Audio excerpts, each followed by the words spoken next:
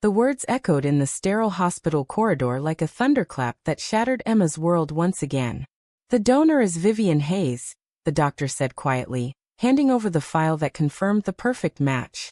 How was it possible that the woman Emma had been forced to abandon 5 years earlier, the love of her life she had denied under her mother's unrelenting pressure, was now the only person willing to risk everything to save Linda Thompson's life? Emma stood frozen outside room 412 at Chicago Memorial, the clipboard trembling in her hands.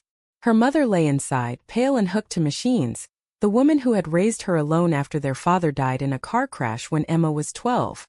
Linda had sacrificed everything, 2 jobs, endless nights of worry, to give Emma a chance at college and stability.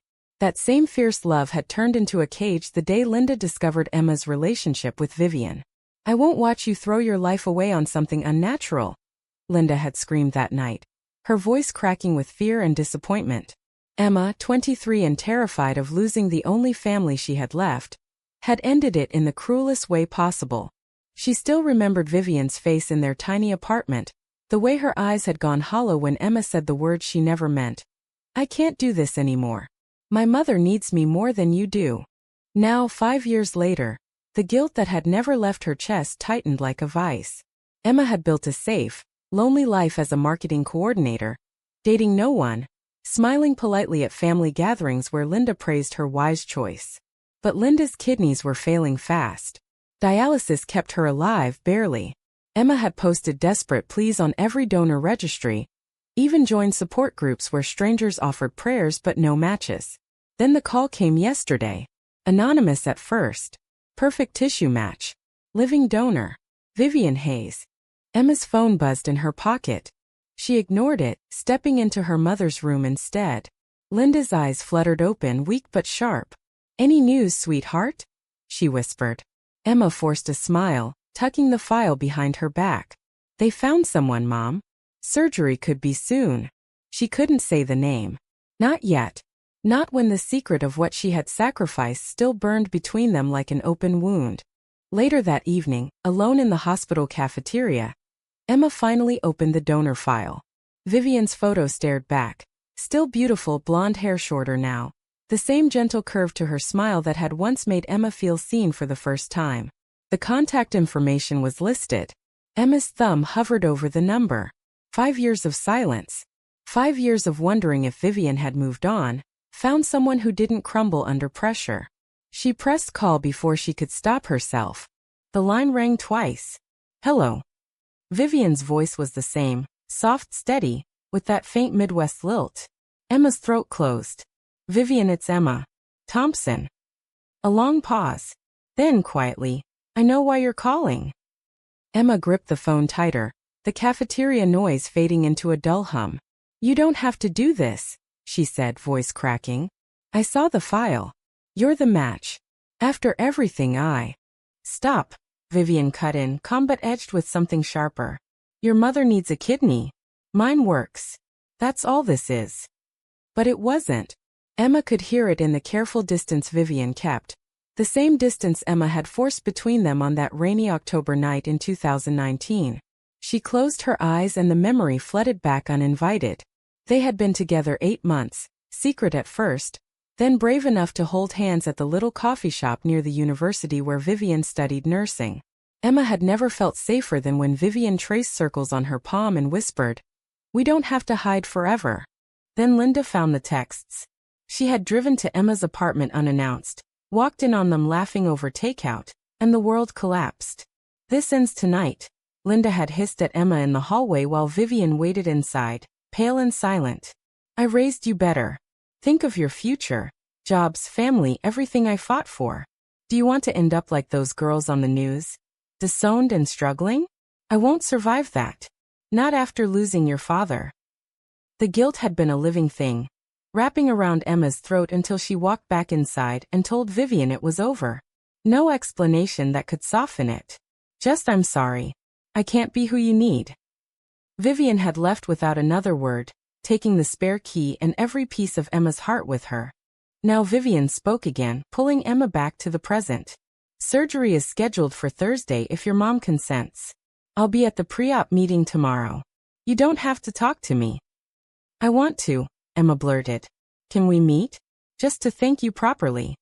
A sigh on the other end. Fine. Tomorrow, 9 a.m. at the hospital cafe. Don't bring your mother. The line went dead. Emma sank into a plastic chair, forehead against the table. The secret she had buried deepest was clawing its way out. She had never stopped loving Vivian. Every birthday, every holiday, she had stared at old photos hidden in a password-protected folder, wondering what their life could have been if she had been braver. Now that bravery was being forced on her by the one person who had demanded its opposite. The next morning, Vivian was already waiting at a corner table, coffee untouched. She looked thinner, older in the eyes, but still the woman who had once made Emma believe love could conquer anything. Emma sat down, words tumbling out. Why? After what I did to you. Vivian's gaze was steady. Because hate doesn't save lives, Emma. And because I saw your posts. Your mom raised you alone. I know what that costs. She paused, fingers tracing the rim of her cup. But don't think this fixes us. You made your choice. I made mine to move on. Emma felt the old wound reopen. I was scared. She said she'd never speak to me again. That I'd be throwing away everything she sacrificed. And I was just collateral damage? Vivian's voice stayed low, but the hurt flashed across her face. You never even fought for us. The conversation stretched, painful and honest, until a nurse paged Vivian for final tests. As she stood, Emma reached out instinctively, fingers brushing hers. For a second, neither pulled away. Then Vivian stepped back. Focus on your mom. That's why I'm here. The surgery waiting room smelled of burnt coffee and antiseptic. Emma paced while Linda rested in pre-op. Unaware the donor's name was about to change everything. The surgeon had pulled Emma aside earlier. Ms. Hayes insisted on anonymity until after, but protocol requires family notification. She's in excellent health. We're proceeding. Linda had signed the consent forms without questions, too weak to argue. Now, as the clock ticked toward 8 a.m., Emma's phone lit up with a text from Vivian. They're prepping me. Tell your mom thank you for raising someone worth saving. Emma's eyes stung. Hours blurred. Friends from Linda's church group arrived. Mrs. Ramirez with rosary beads, Mr. Patel offering quiet prayers. They whispered about the miracle donor, never guessing the truth. Emma sat rigid, replaying every layer of the past. Not just the breakup, but the months before when Vivian had gently pushed her to come out to Linda. She loves you. She'll understand. Emma had laughed nervously. You don't know my mom. A deeper memory surfaced. The night after the breakup, Emma had driven to Vivian's new place across town, parked outside for hours, too ashamed to knock. She had watched Vivian's silhouette through the window, moving alone, and driven away crying. That same shame had kept her silent all these years. The surgeon finally emerged, mask down, smiling. Both procedures went perfectly. Your mother is stable. Ms. Hayes is in recovery, strong vitals. Emma exhaled for the first time in days. Can I see her? Vivian, I mean. Family only for now, but she asked for you specifically. In the recovery bay, Vivian lay pale against white sheets for dripping. Her eyes opened when Emma approached. Hey, she whispered. Tell me she's okay. She is. Because of you. Emma sat on the edge of the bed, careful not to jostle the surgical site. I don't deserve this. I never fought for you. I let her fear become mine. Vivian's hand found hers weakly. Fear was all any of us had back then. But seeing your posts, I couldn't let her die thinking I hated her daughter. They talked in hushed fragments, small updates on jobs. Vivian now a pediatric nurse, Emma still at the same firm. No grand declarations. Just the fragile bridge of gratitude. When a nurse checked monitors, Emma slipped out, heart lighter than it had been in years. But the real storm hit the next afternoon. Linda was awake, groggy but lucid. Emma sat beside her, holding her hand. Mom, the donor, it was Vivian. Linda's face drained of color. Hayes. The girl from. She tried to sit up, wincing. No. Tell me you're lying. Emma shook her head. She volunteered. Saved your life. Linda turned away, staring at the wall. After what I said to you both, God help me. Tears slipped down her cheeks. I thought I was protecting you. The world is cruel to girls like you. I saw it with my own cousin. Lost her job, her family, everything. I couldn't let that happen to my baby. For the first time, Emma heard the fear beneath the judgment. You never told me that story. I was ashamed. Ashamed of being scared. Linda's voice broke. Now the woman I drove away is the reason I'm breathing. News traveled fast through the church group. By the third day, visitors brought casseroles and questions. Who is this generous donor? Mrs. Ramirez asked, eyes bright with curiosity. Emma dodged until she couldn't. When the truth slipped out in the hallway, Vivian Hayes, Emma's former girlfriend, the whispers started. Some offered tight smiles. Others avoided eye contact. Mr. Patel patted her shoulder awkwardly. God works in mysterious ways. But the judgment was there, layered under politeness. Emma ignored it, spending every free hour between Vivian's room and her mother's. Vivian recovered quickly, walking laps by day 4, teasing the nurses with the same dry humor Emma had fallen in love with. Their conversations grew longer, circling the past without quite landing on it. Remember that awful Italian place we tried? Vivian asked one afternoon, sunlight striping the bed. Emma laughed softly. You ordered the wrong pasta and still ate it to spare the waiter's feelings. The easy rhythm felt dangerous. Emma wanted to say more. How every day without Vivian had felt like missing oxygen. But the old guilt kept her silent. Linda, however, could not stay quiet. On day 5, she asked Emma to wheel her down to Vivian's room. The two women faced each other for the first time since the breakup. Linda's hands shook on the blanket. I owe you more than my life, she said. I was wrong. Cruel. I let my fear speak for me. Vivian met her gaze evenly. You were protecting your daughter. I get it now. But it cost all of us. The room stayed heavy with unsaid words until Linda reached out. Stay for dinner tonight? Hospital food, but company's better. Vivian hesitated, then nodded. That evening the three of them shared a quiet meal. Emma between them like a bridge. Linda asked gentle questions about Vivian's work with sick kids, her voice softer than Emma had heard in years. Vivian answered carefully, glancing at Emma often. When Linda dozed off mid-sentence, Vivian whispered, she's trying. That's more than I expected. Emma walked Vivian back to her room later. In the dim hallway light, the air thickened. I never stopped loving you, Emma said suddenly, the words escaping before she could cage them. I was just too weak to choose us. Vivian stopped, eyes glistening. I waited for you to say that for years. Then I stopped waiting. She touched Emma's cheek once, brief and tender. I don't know if I can start again. Not yet. Discharge day arrived with Chicago rain streaking the windows. Linda was cleared to go home with strict instructions. Vivian would follow in a week after final checks. Emma drove her mother back to the familiar 2-bedroom house on the south side. The one filled with photos of Emma's childhood, but none of the years in between. The first night home, Linda could not sleep. She called Emma into her room at 2 a.m. I've been thinking about everything I took from you, she said, voice raw. That night I made you choose. I saw the light go out in your eyes. I told myself it was for your own good. But I was saving myself from the fear of losing you the way I lost my cousin. She never spoke to the family again.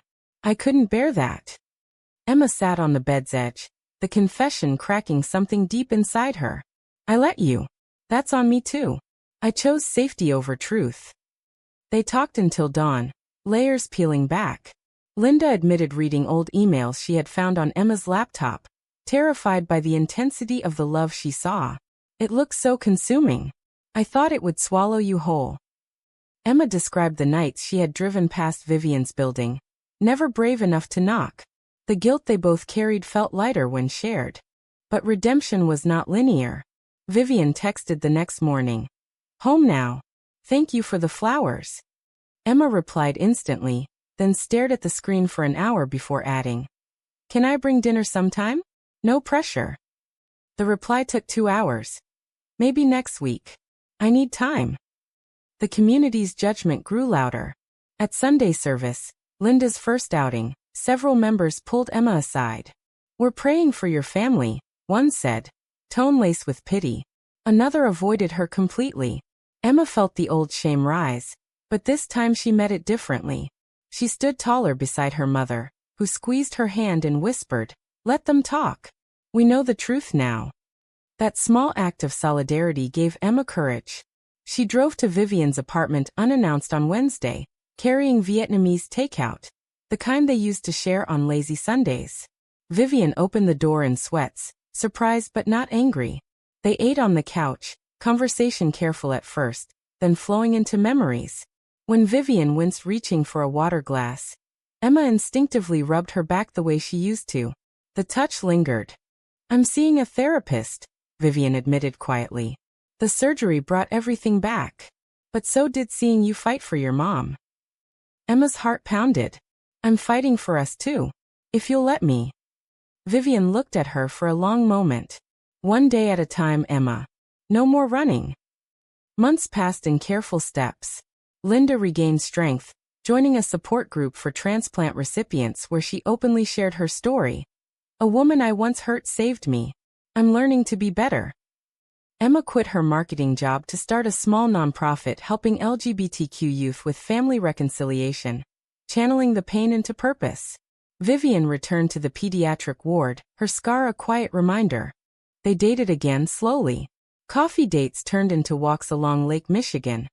Then quiet dinners where hands brushed without fear. Linda attended one, nervous but present, asking Vivian about her favorite patients and listening without interruption. The three of them built something new, fragile but real. Yet the past still surfaced in quiet moments.